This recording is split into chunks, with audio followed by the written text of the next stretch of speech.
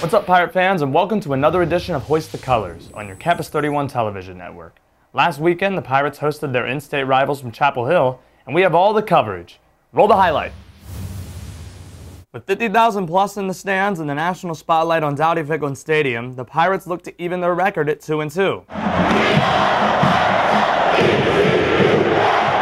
It looked as if ECU was going to get on the board first on their first drive of the game, until wide receiver Danny Webster put the ball on the ground and North Carolina recovered. Following a UNC punt, the Pirates were pinned deep in their own territory when Dominic Davis had his pass intercepted to put North Carolina into prime scoring position. The Tar Heels took no time in converting when Bryn Renner found his wideout Boyd for an 11-yard connection to put UNC up 7-0. Things didn't get any better for the Pirates on their next drive, as they found themselves driving into the red zone yet again when Reggie Bullock coughed it up to account for the Pirates' third turnover of the quarter. 3 plays later, it was Bryn Renner yet again, this time finding Eric Highsmith deep down the field for a 75-yard touchdown connection. At the end of the first quarter, the score was 14-0 North Carolina. When the second quarter began, the Tar Heels went to the ground. After rushing the ball on 8 consecutive plays, it was tailback Giovanni Bernard finding a hole and putting UNC up 21-0. With the deficit being so large, it was imperative that the Pirates got on the board before halftime, and they did just that when Michael Barber split the uprights from 35 yards out to make it 21-3 Heels. But it was clear that it wasn't ECU's night, as UNC was quick to respond yet again when Bryn Renner lobbed the pass into the end zone and wide receiver Dwight Jones came down with it off the deflection for a 47-yard score.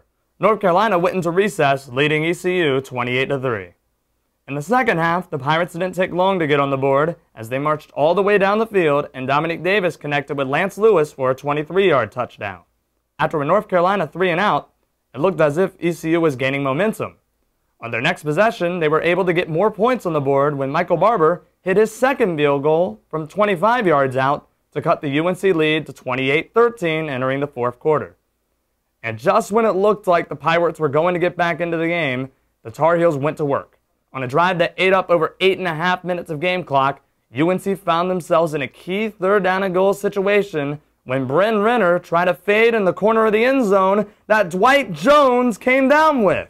An unbelievable play and one of the best catches you'll see all season. And they went on to defeat the Pirates 35-20. ECU's record now drops to 1-3 on the season, while the Tar Heels will improve to 3-1.